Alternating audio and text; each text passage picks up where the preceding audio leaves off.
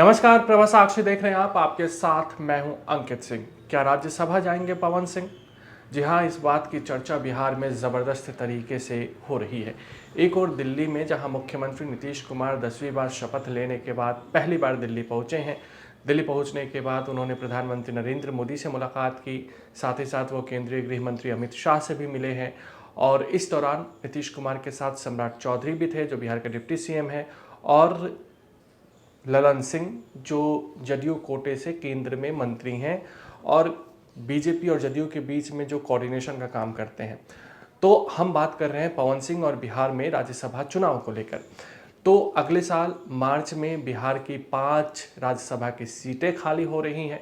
ये 5 में से 2 जदयू की खाली हो रही है, 2 आरजेडी की खाली हो रही है, और एक जो बीजेपी ने अपने कोटे से उपेंद्र कुशवाहा को भेजा था वो भी खाली हो रही है।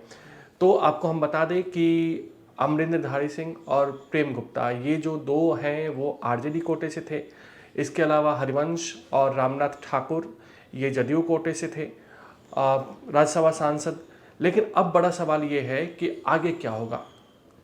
तो ऐसा है कि राजद के जो 2 प्रत्याशी, जो 2 सांसद रहे हैं, अमरिंदर सिंह और प्रेम गुप्ता, इनका राज्यसभा पहुंचना अब नामुमकिन सा है, क्योंकि 40 के ऊपर के विधायक चाहिए और आरजेडी के पास केवल 25 विधायक हैं, और कितना भी जोड़ तोड़ की कोशिश की जाए उतना नहीं पहुंच पा रहा है। तो आरजेडी के खाते में एक भी सीट जाती हुई दिखाई नहीं दे रही राज्यसभा की।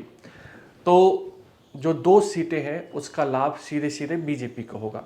तो बीजेपी किन 2 चेहरों को राज्यसभा भेजेगी, इस पर अब मंथन चल रहा है। चूँकि नितिन नवीन बिहार से हैं, राज्यसभा भेजे जा सकते हैं ऐसा दावा किया जा रहा है, क्योंकि उनको भाजपा ने कार्यकारी अध्यक्ष बनाया है। तो ऐसे में वो सिर्फ विधायक हैं। अगर उनको केंद्र की राजनीति अब करनी है, क्योंकि कार्यकारी अध्यक्ष हैं, दिल्ली से उन्हें पूरे देश का दौरा करना है, तो उन्हें दिल्ली ही आना पड़ेगा। और ऐसे में बीजेपी नितिन नवीन को राज्यसभा के जरिए दिल्ली बुला सकती है, ये बात कही जा रही है। तो एक सीट बीजेपी का हो गया।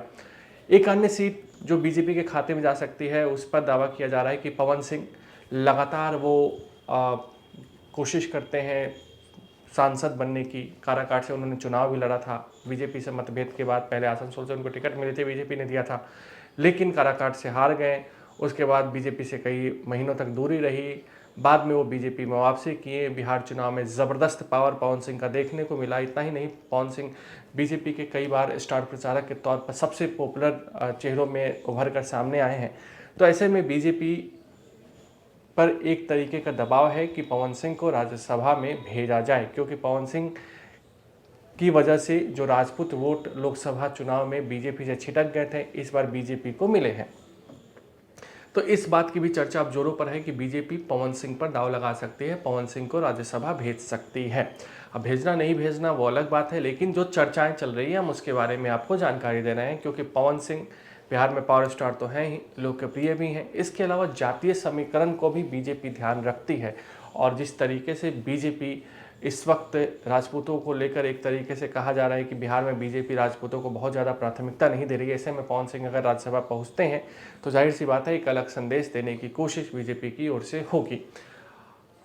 अब जो जदयू कोटे से 2 सांसद हैं, एक तो है हरिवंश जी, जो कि राज्यसभा के उपसभापति हैं, तो उनका आना लगभग तय है। इसके अलावा रामनाथ ठाकुर नीतीश कुमार के बेहद करीबी, जो हमारे कर्पूरी ठाकुर साहब थे भारत रत्न, उनके पुत्र हैं, और ऐसे में केंद्रीय मंत्री भी हैं, तो उनका भी आना लगभग तय है। तो जदयू कोटे से जो 2 राज्यसभा सीटें हैं वो तय है कि जिनके पास ये अभी हैं वही वो वापस फिर से जाएंगे। एक सीट जो बच रही है उसको लेकर सियासी घमासान शुरू हो गया है। बीजेपी और जदयू ने सेफ सीटें ले ली हैं। एक सीट जो बच रही है उस पर कहा जा रहा है कि उपेंद्र कुशवाहा के लिए अब संकट की स्थिति है, क्योंकि बीजेपी ने उनको राज्यसभा जरूर भेजा था, लेकिन अब ऐसा लगता है कि उपेंद्र कुशवाहा को बीजेपी राज्यसभा भेजने के पक्ष में नहीं है।